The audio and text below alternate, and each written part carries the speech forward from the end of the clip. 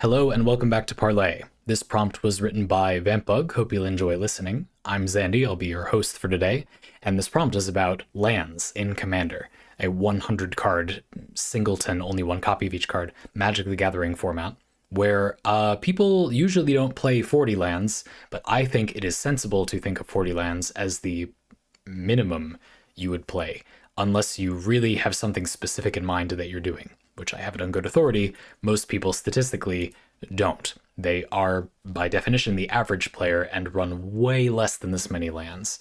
And I think you might have fun if you ran more than this many lands. And I was asked to talk about it. Vampbug very simply says 40 lands. Since I really liked the way you put it in your last parlay about Commander, take a handful randomly from your Commander decks and let's hear about the number of lands in them, how you arrived at that number. Feel free to talk about the group dynamic between the decks as well. Very short and sweet. Nice. Totally. What a fun request. So I have a pod of Commander decks that my friends and I have been maintaining. We made the first group of them 3 years ago or so during COVID. We had completed a group of them. We were playing them. They existed, 10 to 15, probably 10 completed ones. And it was fun enough that we wanted to keep going and make it better, but significantly unfun enough that I wanted to make major improvements, major changes. And so I've done that here. I'm in the middle of constructing them now. I would say we are close to being finished, and then I would begin gathering cards for them. But it's like 12 or 13 decks, and therefore, even if the budget for the cards is quite low, cards are, at most $1 or $2, and lots of them are 10 cents. There's over 1,000 cards in the pod. Even if we hand wave the land, a lot of these are 2 or 3 color decks where there's not that many basic lands. Therefore, those cards also cost, between 20 cents and $2. It adds up. I mean, this pot of decks, if we can't find most of the cards in my collection, which we can find a good amount of them, sure, it's going to be very expensive overall to assemble these in paper. And because it's a lot of cards and they're very cheap, proxying doesn't do as much to mitigate that price. In many cases, I'm happy to just have them as collectibles. Like, I'm okay with acquiring the cards, but it's certainly going to be a while before I actually own all of these decks, right? You have, however, vampbug, caught me at the moment where I just happened to be doing the exact thing you requested myself. So while I can't show you the corrected mana base for a lot of these decks, I can talk you through what I would do for a lot of them. Some of them I will have already done the thing, and I can tell you what I did, and a few others of them I would be doing the thing right now. We can do a little bit of it while we're talking on the parlay. I want to briefly talk about land count in Commander and how you might think of it. My idea here is not to encourage people who want to play a ton of cards they like to give up on their dreams of playing that spell and instead run more land that they don't find fun. But instead, it's to convince you that having the amount of mana that will let you do the most game actions will be the most fun to you, and to provide different solutions for how you can arrive at that number of lands, that amount of mana, and also what to do with the cards that you cut or, won't be able to cast if you cram them all in one deck. Not to tell you that you shouldn't want to cram them all in one deck, because that's exactly what I do as well. Hopefully this will be instructive. It's not like I'm some kind of enlightened being that never has too many creatures and not enough lands in their deck, and I'm just telling you to, do it though. And I think it's unhelpful when people say that. No, I'm in the exact same boat as you, but I have seen the benefits, the payoff, of running a lot more land than 33 or whatever, and I want to impart those to you because you will have more fun if you run more land. So let's talk about how you might think about how many land could be useful to run. Most people don't have the good fortune to play enough Commander that they would see in practice how many land they'd want to run. Now, you can simulate games with a shuffler where you just see if you can curve out, basically. But for a lot of types of strategies, especially a lot of strategies that I've played in this pod of decks, it doesn't really work that well. Like, how often you'd want to use a removal, or these decks often have removal and responses very built into them. So it's really difficult to simulate in a meaningful way the curve the deck is going to want to take, like, if it doesn't have any opponents. You have to assume a lot of things and it becomes tricky. but trying to make it so the deck can spend all the mana it has, but it has as much mana as possible at every point in the curve is still useful, and you can do that in a pretty advanced way, but if you think about it, in detail, in specifics that apply to each deck. Let's just start simple though. What would be a good ballpark starting point number? Pretend you don't know anything about Commander. You have no standards for how many lands you would run in a 100 card, 4-player, free-for-all multiplayer format. How would you begin to figure that out, basically? Well, I think a sensible starting point would be to look at other formats. In Limited, you play with a 40 card deck, and people usually run 17 or 18 lands. Now, Limited is a great example because you often don't have a huge amount of choice in the mana costs of those cards. You're kind of running the average mana cost in that limited environment no matter what, by the very nature of the fact that it's limited. That's not entirely true, but it's instructive here. So a mana count in Limited would be reliable in a way it would not be for these other formats. I would argue that 17 or 18 lands, 40% is a very good number in Limited. That's usually the amount you'd want to run in almost any possible Limited deck. Aggro decks will probably go a little higher and therefore want more than the lower percentage of land they might want. And control decks might have less of a decisive single bomb and less control cards, needing to become a little bit more of a beatdown strategy. Thus, they might want a little less land than the percent they normally go for, keeping you at that 40% a lot of the time. Your deck is also small, so you can't make as many fine adjustments to the ratio. 17 and 18 lands are significantly different in a way it wouldn't be significantly different to go between 40 and 41 lands in Commander. Nevertheless, 40% in a 100 card format like Commander is 40 lands. So that's where that's coming from for me.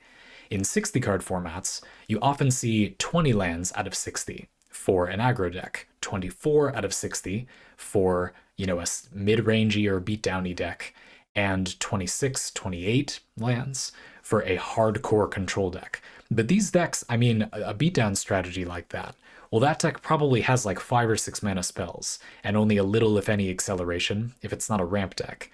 And so it's running 40% lands, 24 out of 60 cards, and it's planning to get to 5 or 6 reliably, and that's kind of it. The average player of Commander absolutely has cards that cost more than 6 mana in their deck. So already it feels like 40 is almost the minimum number of lands you'd want to run, and probably isn't enough, let alone being too many. Now hold your horses. That might be a good starting point, but Commander isn't just any format. It's a little bit more assumption-filled than 60-card formats are. A little bit more like Limited with its 40-card limit, because there are more things you can assume about the average deck. Commander decks are, I would argue, a little less different from each other than 60-card decks are often from each other. A little bit more like those 40-card limited decks. You can kind of make some assumptions at the average table. Obviously, if you're a person who plays CEDH, like competitive Commander, or at a much lower power level or a unique meta, I would hope you would have already understood that maybe not all advice applies to literally everyone. I'm just trying to give people a place to start and explain my reasoning. Yeah, there are definitely reasons to run less than 40 lands in Commander. I do think it's true that that's not the case for most people, though. And if you're looking for a starting point, this is a good starting point. If you're playing anything at all like the average Commander deck, this is around the number of lands that will fit the deck well. But there are still some assumptions that we can get into. For example, practically every Commander deck runs some amount of acceleration, and that's a good thing to do. You're fighting multiple opponents, and you might want bigger spells that can impact the board in a big way, or to play more spells to counter more opponents.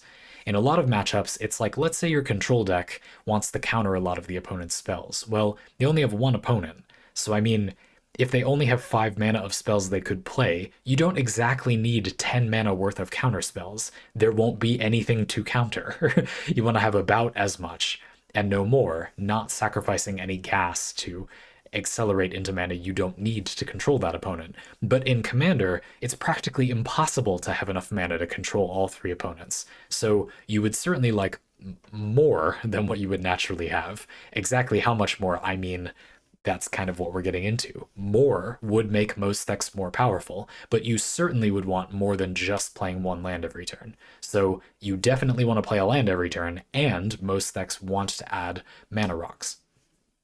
It's possible to have too much mana.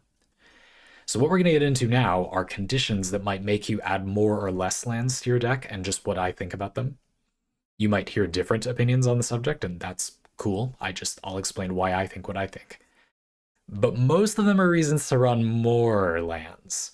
I'm starting with mana rocks because they are one of the only things that is true for a significant amount of commander decks that might encourage you to run less lands, a little bit less. So let's say that if I'm recommending that pretty much every normal commander deck wants to run like 6 to 10 mana rocks, you might want to run a few less lands if you have that many. It is possible that if you have 40 lands and 10 mana rocks, one half of your deck being mana rocks or mana sources is maybe a little bit too many for some decks, but probably not by very much. Again, I think for a lot of decks, they have the gas. They could use that mana. We'll get into it. But sure, let's remove 2 or 3 lands, so we're at 38 or 37 lands, if we take it as a given that you run a significant number of mana rocks, not just an Arcane Signet and a Soul Ring. You run like most of the good 2-mana mana rocks in your colors, so like 6 to 10 in a lot of decks. You have 37 or 38 lands, and you have 6 to 10 mana rocks. Well, what are some other assumptions in Commander? You can take a free mulligan. Well, this is a little complicated. I think that means it's beneficial to run a little more land, because you can use your mulligan to dig for cards you want, specific cards even. And if you have a lot of land, you won't get the card you want, but not have enough land. If you can take it as more of a given that every hand you draw will have enough land or too much land, we'll get into it in a second, then you can choose to pick hands by ignoring your lands and just choosing non-lands that you want to have in your hand. This is valuable, and you get a free mulligan, so great. Some of you might be thinking, well, you do get a free mulligan, but I hate shuffling a lot. So do I, by the way. And I don't really take free mulligans. It's even better to have more land in your deck because you're less likely to average out your deck's randomness. Having a little too much land makes it more likely you won't get mana screwed if you don't mulligan at all. So that's also a reason to run, if anything, a little more land. But I wouldn't necessarily say that this is a reason to increase the number of land in your deck. It's just a good argument to not stray from a healthy amount of land in your deck, maybe. So let's leave it at the same amount we had, 37 or 38 land and 6 to 10 mana rocks. Now let's move on to your commander. Every single game, you have at least one card that is always in your hand, your commander. And this is always a non-land that pretty much always costs mana. And therefore, you have an 8-card hand, where one card is always a non-land that you can play, that you always want to play because it's your commander. I mean, it might be situational, but you put it in because you thought the situation would come up, you know. Therefore, that is definitely an argument to run a little more land. The average hand with the right percentage of lands has now become more lands numerically because you have one non-land card. Your hand size is larger and one of them is always not a land. Therefore, the average, correct amount of lands that you'd want in your hand has increased.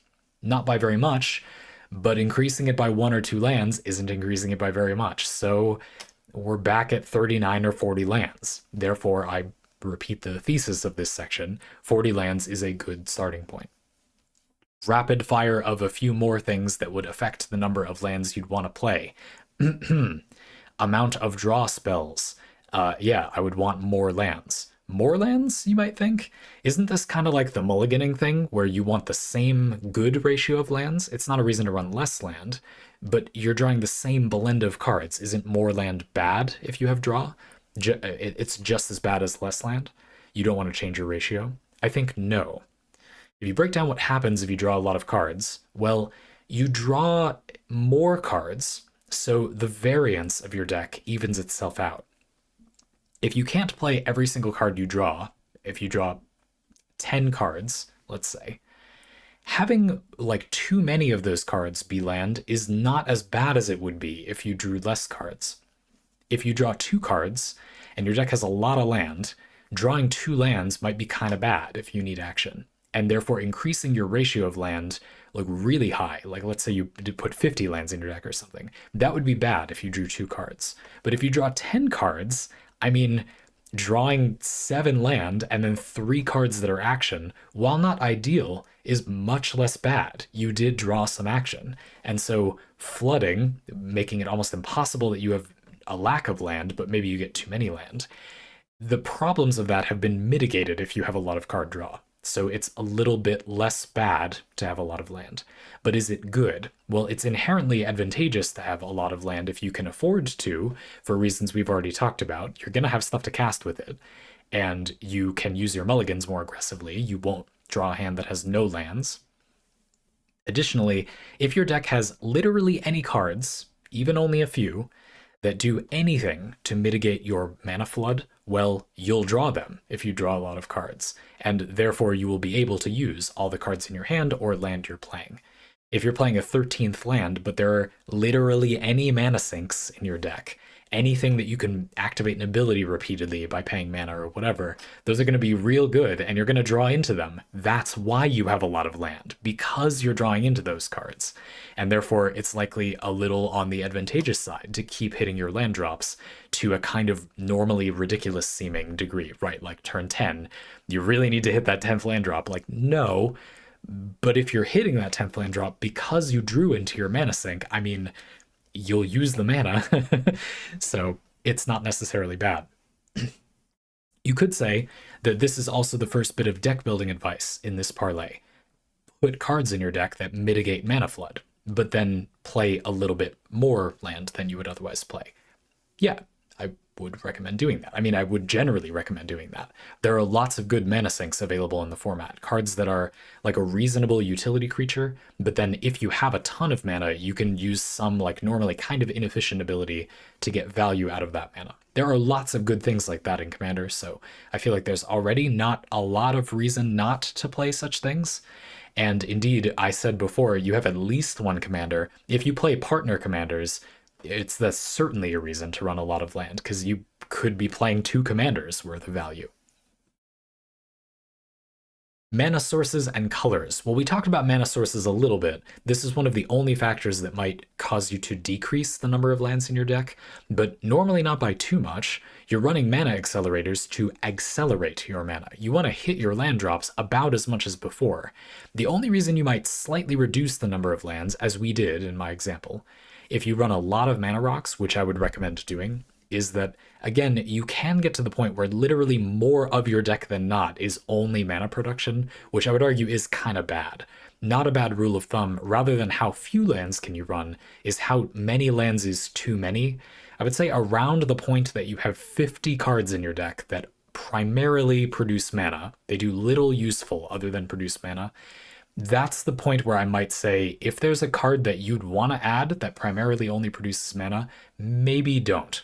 And if you really need to cut a card and you're truly at that point, maybe cut a land. Yeah, but you've earned it. I mean, you listen to the advice, right? So sure, but we kind of already talked about that. Colors. At first, I might say that if you run a lot of colors, maybe this is a reason to run more lands, because the likelihood if you run 5 colors that you're waiting on that one color and then you can do something big. So you'd want to top deck a land that gives you that color rather than a non-land, but you can't cast it because you don't have that color. That goes up as you add more colors. That becomes more likely. So you might say that if you play more colors, you want slightly more land, 1 or 2 more land, or more. But I think in practice, this often doesn't feel necessary, and the reason is because of mana rocks. There are more good mana rocks if you play more colors. And so a lot of the time, I would rather just run like more signets or whatever. In my commander pod, that I'll be showing you some examples from in just a minute, we only play decks that are 1 to 3 colors, and so it's true that in the decks that have 3 colors, well, there are more of the good I would like to play them 2 mana rocks, so I just play those, and then it doesn't particularly make sense to add more land. I generally just play the good mana rocks that are opened up, and that helps average out the color fixing. Most of the good 2 mana rocks are very good color fixing. The signets, for example, you get 2 of your 3 colors with 1 card and it accelerates your mana. That's really, really strong. So I'm happy to almost always play all three of them that are in the applicable colors. And then the talismans are pretty good too. You gain access to two of your colors, and you don't even need to put mana in, so they're flexible. Good stuff. So yeah, those are very good. I think the existence of the signets and the talismans generally means that you could just put those in when you have more colors, and I wouldn't change the amount of land I would play, but I wouldn't play less. You would have wanted to add, if anything, a little more land because you're playing more colors. So when you put those mana artifacts in, I wouldn't take that as a cue to then do what we did before and reduce the amount of land you play. Again, we already did reduce it, so I would leave it the same. And then we have unusually good mana sinks. A lot of decks don't have these, or like if you have them, and I feel like it's usually fine. Many of the good mana sink cards in Magic the Gathering are not expensive to cast, but they can sink a lot of mana into them for an activated ability. So I think a lot of the time these are effectively neutral, but I would just want to make sure you had some. They're very valuable to have. So again, not necessarily much reason to change anything, but just something to keep in mind. Do you have those mana sink cards? You probably do if you go looking for them. I'll be giving you examples. Now, we're going to look at these decks now, and as we do, I want to talk about things that you could do to handle the cards that you're cutting. Like, what do you cut and what do you do with those cards? As we look through all these decks I'm playing around with, what I'll show you is that off here to the side are a bunch of cards I cut from the deck, and I did not get rid of these. I put them in a maybe board where I have a whole list of cards that I wanted to play, that I like, that I think are cool, that could be fun in this deck. Maybe they're a little too strong or weak for the deck in the context of the pot of decks I'm playing. Maybe I misevaluated them. Maybe a whole category of card in this deck actually isn't as fun as I thought, or is way too strong or weak.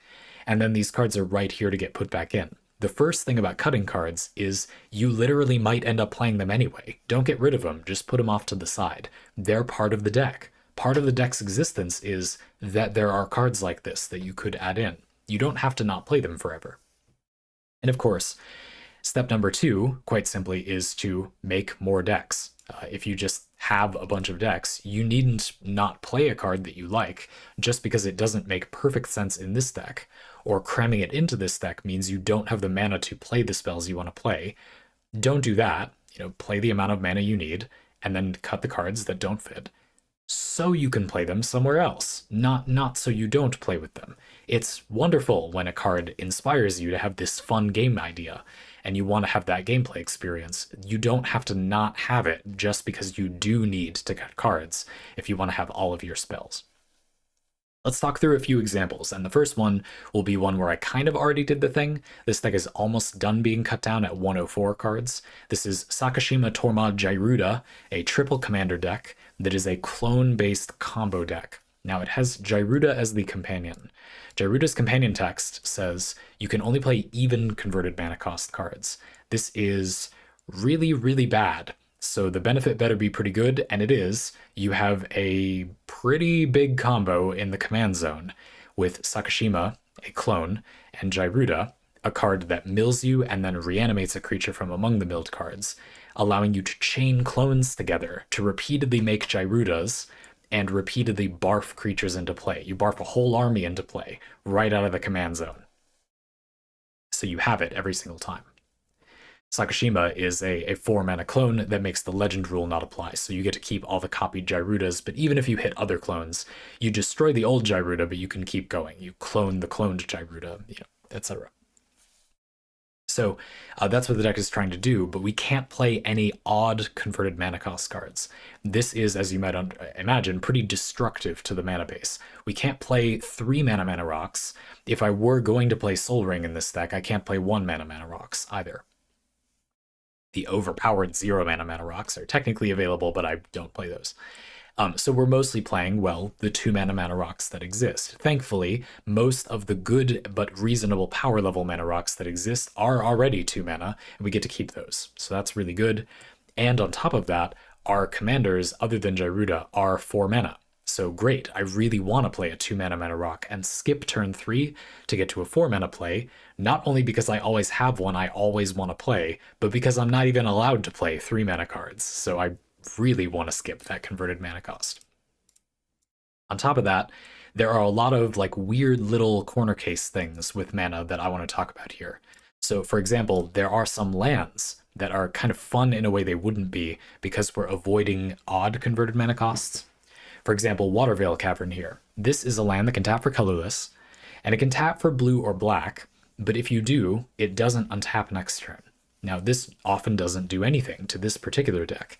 If it's turn 2, and you tap this for mana, and then it doesn't untap next turn, well, next turn is turn 3. If you would have had 3 mana on turn 3, well, you can't play anything for 3 mana, and you can't play a 2-drop and a 1-drop because you can't play 1-drops either. So having 2 mana instead of 3 is frequently the same as if you had 3 mana in this deck, meaning there isn't really the drawback there would normally be. Now, this card has a bit of a lower power level. It's just not that good, sure, but it's a cool fit for the deck. It makes the deck have a unique experience where you leapfrog over odd mana costs with all these interesting cards that, do things relevant to that. So it's fun to include. This is just a card that I like, and this deck is strong enough that it's okay to include a weaker land, so let's just include it. And this is something that can encourage you to add land too. Land is not a vegetable. There are fun lands that will thematically fit the deck. If you use lands as a way to express instead of something you painfully have to include, you can potentially have more fun than you otherwise would. On the same theme of like weird mana curve things, we have 4 mana rocks. These are a little odd. It might seem like you don't want these because the deck is already kind of slow in a sense, but a lot of the time they end up being really, really good. For example, Thran Dynamo. Let's say you play this on turn 5. You had 5 mana, you pay 4 of it, you now have 1 mana left to play Thran Dynamo. And would you look at that? It taps for 3 mana. An odd number of mana, yes, but when you have an odd number of mana already, like on turn 5 or 7, that odd number of mana makes an even number, obviously, because you did first grade math, and therefore you can play another 4-drop or a 6-drop or something like that. This puts you in a great position. You can play multiple 4-drops. You can double up on 4-drops on turn 5. Normally would have been a dead turn where you were just stuck with a 4-drop again. This Thran Dynamo in particular is an extremely good card in this deck. There are some cute ones. This is a clone. It's not that good because it can't be hit by Gyruda. Gyruda has to have it be a creature already. But Machine God's Effigy can start up Gyruda after a whiff. If you read Gyruda's text, you can see that it says, enters the battlefield, everybody mills 4, you put a creature from among them with an even cost into play. So what the deck is trying to do is put a clone into play from your own milled cards, and then target Gyruda each time. Accordingly, the deck has almost exactly 1/4 clones, and a clone in the command zone. However, statistically, that means that you're probably not going to do like the whole deck in a chain. That would require the deck to be exactly every 4 cards is a clone, which is just not going to happen. There's a little bit of wiggle room. It can be that within, let's say there's 8 cards. The first card of 4 can be a clone, and then the last card of this 4 can be a clone, and Gyruda will still work. But the clones have to be a certain amount of space apart from each other, or it won't work. It's fairly consistent that you get 2 or 3 goes, but you will usually mill multiple clones one of the times, and therefore it's statistically basically impossible that you're going to mill the whole deck, which is good because this deck doesn't have a lot of ways to avoid that happening. You could just mill yourself and die, but you'd have to get very unlucky for that to happen. And it's possible the apocalyptic board state that would result would cause you to just win anyway before you draw the next card, sure. Now, the result is that usually Gyruda barfs a big army out of the command zone, and then you get stuck, like you stop. And you would like to play another clone to get the ball rolling again. So although they're not as good as clones that are creatures all the time, clones that are not a creature to begin with are still pretty good, because you spend a good amount of your clones just starting a Gyruda chain, not like continuing a Gyruda chain. Mana Rock that's 4 mana and is a clone to get Gyruda going is good. Not amazing, but good, I think. And there are a few others. Autogenerator generates more mana as you go. This is pretty good in this deck. It can be a little slower. What happens here, this was actually part of the pod before I did the refresh. So I've played this deck a good amount. This is the one that's gotten more testing, and the revision is a little bit more extreme than some of the other decks. The effect of Auto Generator is that this deck is a little bursty. You lose a lot of tempo early on because you don't have very many flexible cards you can cast at different costs. But then you barf out a huge amount of creatures, you know, around turn 5, maybe. You do your first Gyruda thing and you barf out an army. That buys you time to get like a mana engine going with these more powerful mana rocks and catapult yourself into like a competitive amount of, you know, plays. Usually once you get past like 7 or 8 mana, if the deck gets there, which it usually does, you stall for enough time, and a couple of mana rocks, you now don't have to worry as much about the odd mana costs. You can just even it out with all these tools, and you're playing like a normal game of Magic. You can play multiple 4-drops. It's really hard to play 8-drops because then they're very prohibitive, so you often want to play multiple 4-drops, and most clones are 4 mana, including both relevant commanders for this strategy. So yeah, it's really, really nice to have way more mana because the things you're ramping into are like multiple plays per turn that are 4 mana. That's expensive. You get the idea. Pretty cool. If I were to cut more cards from here, I'd probably be looking to avoid cutting clones and avoid cutting things that come out of the graveyard. Gyruda does a lot of collateral milling, and one of the deck's plays is that you have creatures in your graveyard which reanimate like when stuff happens from your graveyard. So Gyruda gives you the clones, but on its own that doesn't do that much. What it's meant to do is fetch you all these reanimating creatures. And then you have a little army in a can, and permanently kind of a recurring set of bodies that come back. Bloodghast, and there's stuff like Icarid, and we won't go into all of them now. I play most of what there is, including Even Death Draco Lich, vampbug. Of course, a great fit. There's a few other similar effects in here that I would consider including, that I'm not. So I'd be trying not to cut that stuff and not cut mana rocks. This is a situation I find myself in a lot, where when you look at it, you kind of, the deck kind of needs to have everything it has. It is how it appears, right? I have the amount of mana rocks I said would be good, and not all of these are mana rocks. We have things like Bone Horde in here. Most of this is mana rocks. It's about 10 mana rocks. And I have the mass of clones that statistically means I will get clone chains, you know, about a fourth. So that's 25 clones and 10 mana rocks. That's, you know, 35 cards, 36, 37, and 40-ish land if I was only playing 40 land. That's already almost 80 of the deck's 100 cards. And then I don't have much room left for like utility spells, kill spells. You can use clones to clone a creature that has a kill spell or a utility you need, yes. But certainly this is a deck that has locked up a lot of that stuff. The thing to cut is more clone effects. It seems weird, but there are a lot of them in here that are like, it's a spell, which is significantly worse than it would otherwise be. And there's some stuff like Tempt with Reflections, which, while cute, you clone a creature, put a token into play that's a copy of it, and then your opponents can copy something. You can copy the thing you copied, but then for everyone that does that, you put in a copy. I mean, against this deck, most people will understand that they're probably dead if they give you the copies. Like, they're not going to let you, they're not going to give you the extra copies. So this is a very weak 4-mana clone most of the time that doesn't count as a creature for Gyruda. That's just not that good. And so I would normally be willing to put it in the maybe board. Again, don't delete it. It might be that you actually really want it, but it is definitely on the docket to get cut. There are also things like Stolen Identity, create a token that's a copy of a creature, and then cipher it. When you do combat damage with whatever you cipher it to, you get a copy of it. This is a little sussy because it implies that you get a clone, and then you have a board state where you can connect for damage, but you're not winning by enough that you don't want another clone, but it's 6 mana. Like, I don't know. And it's a sorcery, so yeah, let's cut that too. And again, maybe they're really good, or I need more clones, you know, great, put them back in. But certainly if I'm going to play a sorcery for 4 to 6 mana that gives me a clone, I'm going to play a card called Sakashima's Will instead of one of these jank fests, right? So there you go. It's about picking and choosing, and maybe those will have another home. Clones are a really interesting card archetype. I don't have to play all of them in this one deck. I can't play all of them because I can only play ones that are 2 or 4 mana or 6 mana. Okay, a few more examples.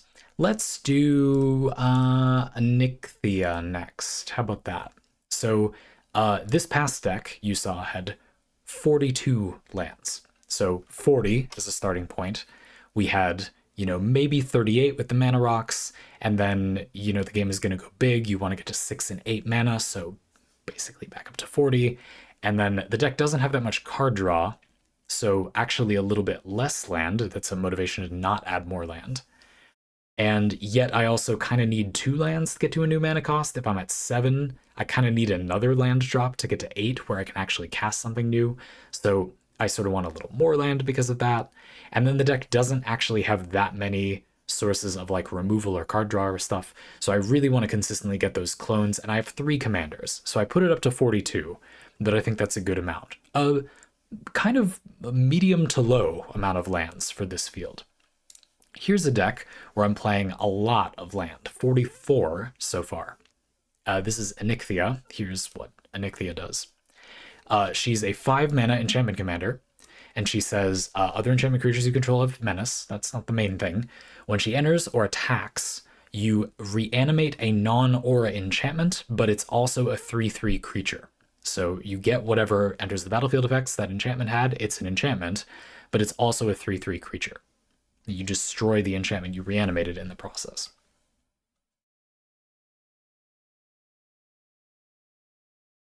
So the result is that I have a lot of cards in here that are like, they have an effect when they come into play, enchantments, and then, I want them to die so I can reanimate them and use them again.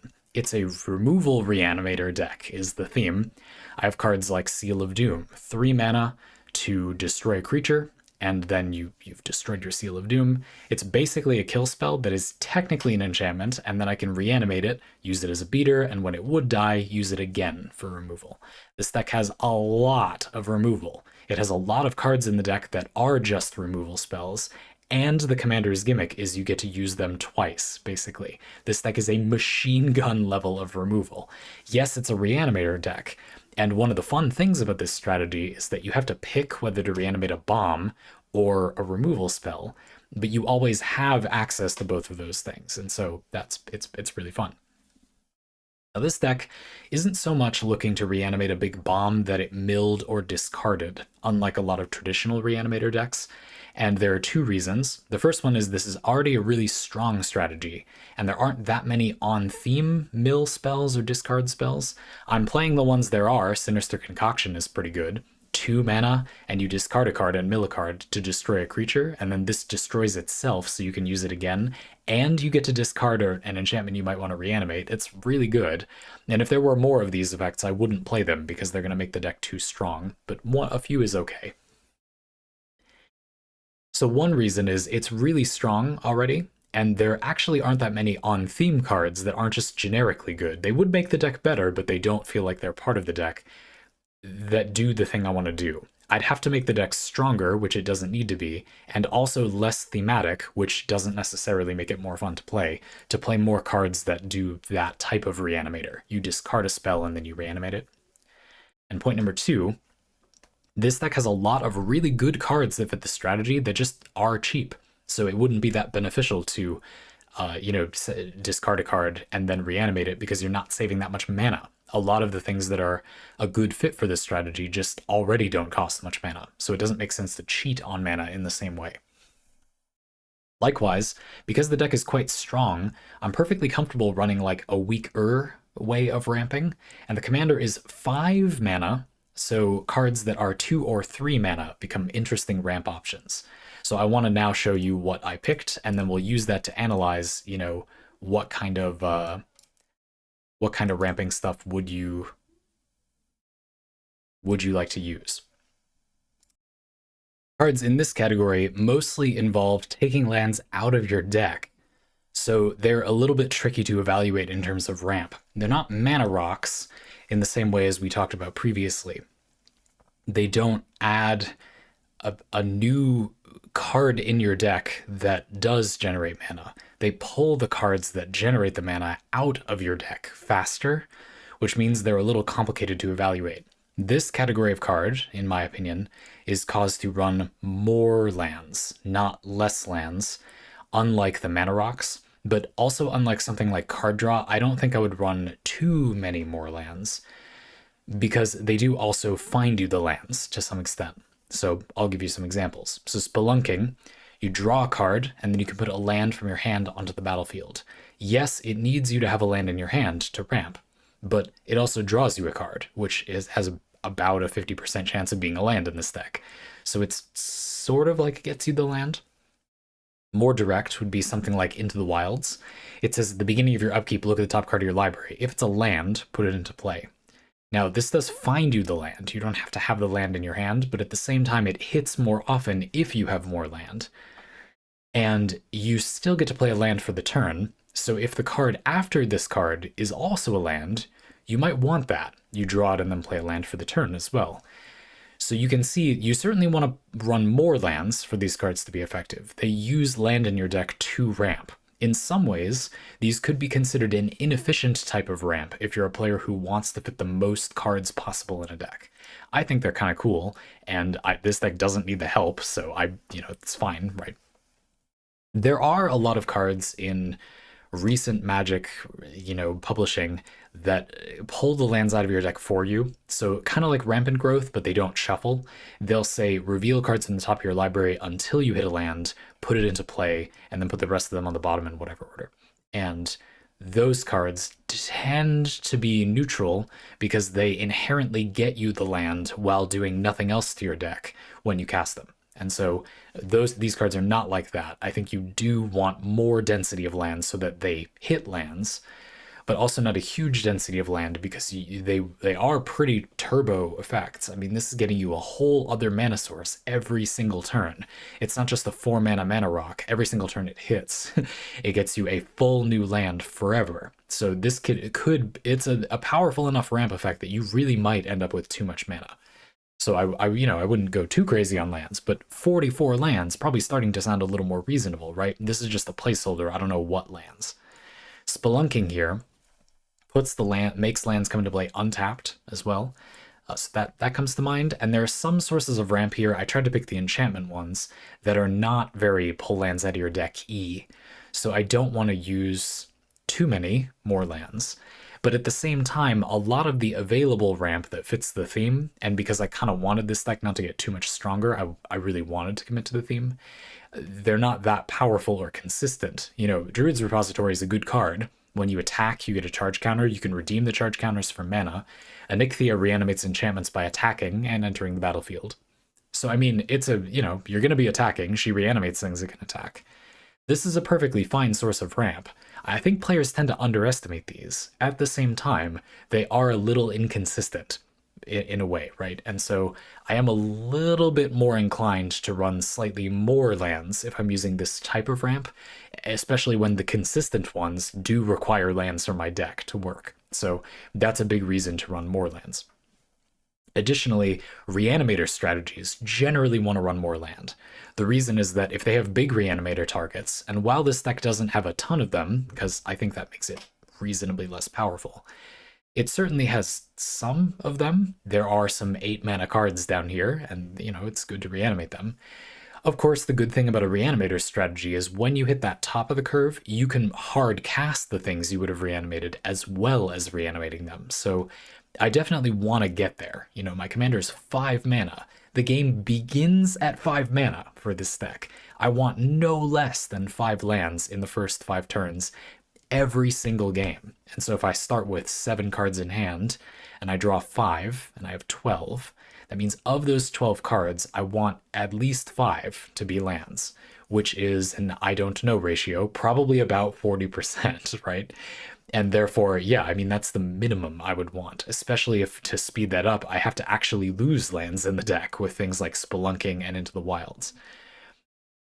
Again, a lot of these decks are designed this way for variety. You could absolutely argue that this is not a good kind of ramp if you're in this equation. Maybe that would be a conclusion for some of you. I don't want to run this type of ramp spell because it's kind of at its best when you run even more land, which, while I want to run enough mana to cast my spells, Zandy yelled at me a bunch, bullied me into casting my spells. I don't want to run even more land than that. I'm not looking to need even more lands. So sure, maybe don't include that, fine. Anyway, that kind of thing. But there isn't a ton of card draw here, which I think would make it reasonable to run a little less land. And although Reanimator decks like running more lands, this isn't that kind of Reanimator deck, as I was talking about before. There is a lot of stuff that is over 6 mana, but not that much stuff, like 10-ish of the cards.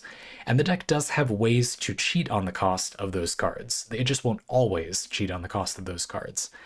So 44 might be a little high. It might be that 43 would be good.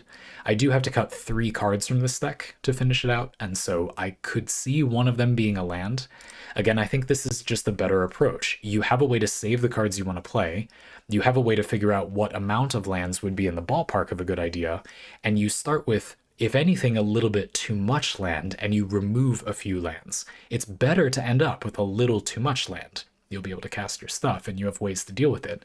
This deck also has unusually good mana sinks. Just by coincidence, a lot of the cards that populate, they copy a creature token, happen to be very good mana sink cards. You can pay 4 mana as often as you want, 3 mana as often as you want, and you hit a card in the graveyard. 3 mana and populate, but you have to tap Tristani to do that. And there are a few more. There's also little activated or triggered ability copiers here, like Weaver of Harmony, and Slumbering Keepguard can beef up for each enchantment you have play if you pay mana. So, again, this is a coincidence. It just happens to be the case that there are a lot of good mana sinks in this strategy, but the result is that, if anything, I'd be happy to end up with a little too much mana. It's just the case that I don't have a lot of draw, so I can't punch through a very thick packet of land that easily. You could say that's a bit of a flaw in this deck's strategy. A bit of a weakness is that the cards that are good fuel for reanimating removal, there's a lot of good support for that, but very little card draw in the strategy. In a way, card draw isn't even that good in this strategy, because we have the ability to repeatedly use whatever we have, versatile removal, over and over again. Is there really a need to draw more cards when I already have a card that can blow up basically anything my opponents have that's a problem, and I can reuse that 2 to 3 times? No, no, sure. But at the same time, I mean, a little card draw is not bad, and it's not like there's none in here. Before this video, I did actually remove a few cards that are Enchantress effects from this deck. There are other enchantment-focused decks in this pot of decks. Actually, a little theme of this group of decks is that there are many flavors of Enchantress. So there's, I believe, 4 different Enchantress decks. This is the enchantment creature one. There's one that's like a god, an enchantment creature that usually isn't a creature. There's one that's Urabrask, who we probably won't get to because this ended up going really long. And Urabrask is a creature that flips into an enchantment, so you temporarily have an enchantment saga as your commander. And there's another one which is escaping me at the moment. So yeah, there's a bunch of flavors of enchantment. I feel like enchantment is a kind of underdone card type in some ways, and I wanted a lot of them in this pod. There are a lot of artifacts, a good amount of planeswalkers, a lot of creatures, and I wanted to skew it for enchantments as well, and make the versatility of cards that destroy an artifact or enchantment a little stronger, because you're going to want, I'm going to put a lot of those in. It's kind of nice if they're as good as possible. So yeah, there are a lot of enchantments in this deck. There are a lot of enchantment decks in this pod of decks. There are a lot of enchantments in this deck, but that's not what I meant to say. And so I am happy to remove Enchantress cards, these creatures that draw you a card when you get an enchantment. I'm happy to remove them for a few reasons. They make the other enchantment decks more powerful, and this deck less powerful. They're very powerful cards, and that's good because this is already one of the more powerful decks in the pod. I like to not have decks repeat cards too much. And another kind of weirder reason is they're actually sort of bad in this strategy. Most enchantresses say whenever you cast an enchantment spell, you draw a card. So doubling up on enchantments, enter the battlefield effects, actually isn't that good with these, because the second time you don't get the trigger. There are some that do give you the trigger. For example, Eidolon of Blossoms is an enchantment and a creature, and it triggers when an enchantment enters the battlefield, and it counts itself. This is a very good card in this deck, and it was in the deck prior to me starting this video run, but I removed it because the deck doesn't need the power level. I cut all the other enchantresses, and then this makes the deck kind of spiky. Not like Spike the archetype in Magic the Gathering playing. I mean, spiky like bursty, I guess. When you do get this, the deck will go berserk, and that's way too much power for me to leave unreliable. I just don't think that makes the game more fun. You could consider Soul Ring the same way, but I'm personally currently using Soul Ring as a way to buff weaker decks. I think a lot of these decks, it's warranted. You know, Urabrask, mono red in Commander, is weak enough that I don't think that it's bad to give this deck Soul Ring, and they're so readily available, but I might still cut it. It allows you to get Urabrask on turn 2, which is pretty insane. On turn 3, you can start chaining, you know, 1 or 2 mana spells. You can play like 6 spells on turn 3. You ping one opponent for 6. You probably draw through about a third of your deck if you're playing things like Faithless Looting. On turn 3, and you have Urabrask ready to go. That's crazy. That's really, really strong. That might be a little bit too strong. Again, it's just a very bursty card. And we're not going to get into in this parlay, which we basically have to end now because it ended up going so long. I hope you'll forgive me for not doing more decks. We could do them some other time if you want more of this. I'm happy to do it. It was fun to do. I'm still hesitant to talk about the burstiness thing, right? I think it's outside the scope of this parlay to say, should you build your decks like so that they're more consistent or more bursty? I don't know. I mean, if you're in a pod of commander decks, it's not necessarily bad to give every deck Soul Ring, and then whoever draws their Soul Ring for a match, well, they become the kind of big bad for that match. And then if there's a lot of destruction for artifacts and enchantments, which there really, really is in this pod of decks, there's like an ocean of removal. Tons of removal is one of the defining things of this pod. Then it's like, is it a big deal? Because you can just bolt the bird, cast your lightning bolt targeting their birds of paradise, nerf their mana generation on turn 1. Is that bad? Early action? Well, no, it's not. But a lot of the time, my problem is that that actually ends up being worse for the person who does the removing, because if their spell is not 1 mana, then they play it on turn 2 or 3, when they would have played a mana rock, which means that a player randomly drawing a Soul Ring gets it killed by another player at the table, and that player is randomly behind for interacting. You see what I mean? Maybe I want that dynamic, and then if nobody bites the bullet, then the player with the Soul Ring goes crazy. Yeah, or I could end up using it as a buff. You know, the Urabrask deck gets that sometimes. And there are some other swingy cards in the Urabrask deck, something I don't even know how to begin talking about right now, but we could, is Braid of Fire. You get 1 mana, then 2 mana, then 3 mana, then 4 mana, etc. It's a self-ramping mana source, and it's an enchantment, which makes it a little more resilient. Well, only a little more resilient in this pot of decks, but interesting. Should that card be in this deck? The Urabrask deck really goes crazy when that happens. Now, this is a Spellslinger deck, and Mono Red, one of Mono Red's strengths, one of its few strengths, is that you get a lot of those looting effects. You get Faithless Looting. You get to draw a bunch of cards, but then you have to discard down. And this makes the deck more consistent. It makes the deck smaller. And Urabrask's mana refund ability when you cast an instant or sorcery additionally makes the deck smaller. So my thinking was that these are actually not that inconsistent. Like, you will get one or the other a lot of games. And so it's kind of a deserved buff that will not feel that unreliable. But you won't get it on turn 1 or 2 most games. Yeah. I don't know. I don't know. And that's kind of a topic for another time. We could talk about more commander deck balancing. We could talk about that more if you're interested. And vampbug, you certainly don't have to do those parlay either. Just offering if you were interested in more of these. I certainly have like plenty more to say. I actually did a take of this that ended up looking like it was going to go way too long, like over an hour and a half.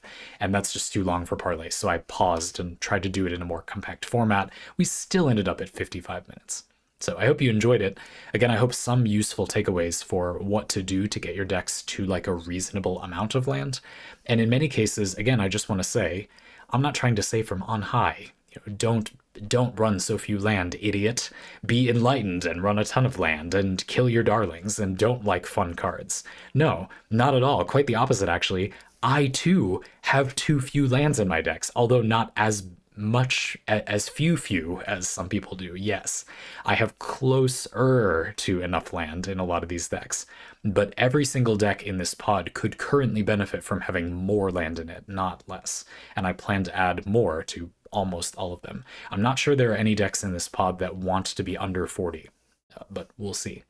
The Urabrask deck is tricky, right? There's not that many good legal 2-mana rocks because we're only one color. And I mean, Urabrask is a mana accelerator, and so where am I even going to get more rocks? Slash, I have a really big mana rock all the time, but it's only for instants and sorceries, and yeah, it's all uneven, you know.